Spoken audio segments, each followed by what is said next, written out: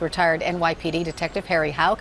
I'm also joined by criminal defense attorney Pate. Welcome to both of you, and thank you so much for being here. Thanks for having me. Good morning. Harry, I want to start with you. Let's put up that picture again of the taser and the handgun.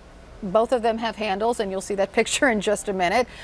Is it an easy mistake to make? It's hard for me to believe that he made this mistake, but then you have to look back at his gentleman was 73 years old. Does he have any kind of you got to look at his mental capacity now. You know, first of all, this guy should not have been on the scene of a professional operation like this going on. This guy's an auxiliary officer. He's a volunteer. All right, you've got an undercover sting operation going. This guy shouldn't be within a mile of this place. It's a big mistake made by the police department having that man on the scene. Okay, well, going back to the weapons for just a second, a handgun would feel different from a taser, right? In weight, right? Well, look at the color. Couldn't you even catch it with your peripheral vision if you pull it out here that you got a bright yellow weapon in your hand instead of your handgun? Now, most of the time, all right, officers are supposed to have it in the opposite place. Like if I keep my gun on the right side, you keep the taser on the left side. All right, this way you don't pull one by mistake. All right, especially when you really need your handgun. All right, so how this man made this mistake, I have no clue. I really don't. So, Paige, authorities say this was an excusable homicide, and I suppose that this man could argue that in the heat of the moment, he made an honest, tragic mistake, and he's sorry about it. He probably will make that argument, but that does not excuse the death in this case. Excusable homicide is like self-defense or some sort of justified killing.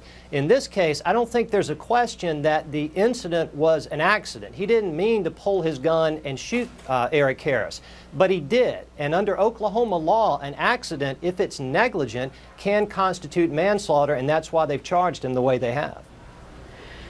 Okay, so going back to this idea of auxiliary officers, Harry, you said that this man shouldn't have been in this particular situation. Correct. So what are the duties of reserve officers normally? Well, they usually, like here in New York, traffic, parking, that type of thing. You know, if there's a parade or something like that, they'll handle something like that.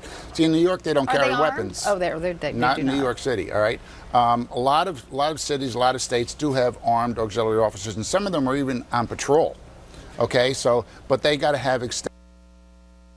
All right, so I don't know how much training this gentleman's had. You know, they said that he, I think it was 2009 was the last time he was trained with the... He had over 300 hours of police training. Yeah, exactly. And he renewed it when he was supposed to, so he apparently followed all the rules according to the sheriff. Right, except the big mistake on the department's part here is putting him in a professional situation where you need professional police officers and not volunteers. Paige, is it possible that it's more the sheriff's office fault than this 73-year-old man for putting him in that place where he shouldn't have been? And Carol, I think that's exactly correct. If you look at civil liability, there's no question Mr. Harris's family is going to pursue a civil lawsuit here. They will likely sue the officer as well as the department, and I think the department is at fault for not having good policies and procedures to make sure that someone with this individual's lack of training is not in the position where he's required to make that judgment call of should I use my taser, should I use my firearm. So yes, I certainly think the department has some exposure here. All right, Harry Houck, Paige Pate, thank you so much. I appreciate you both being with me.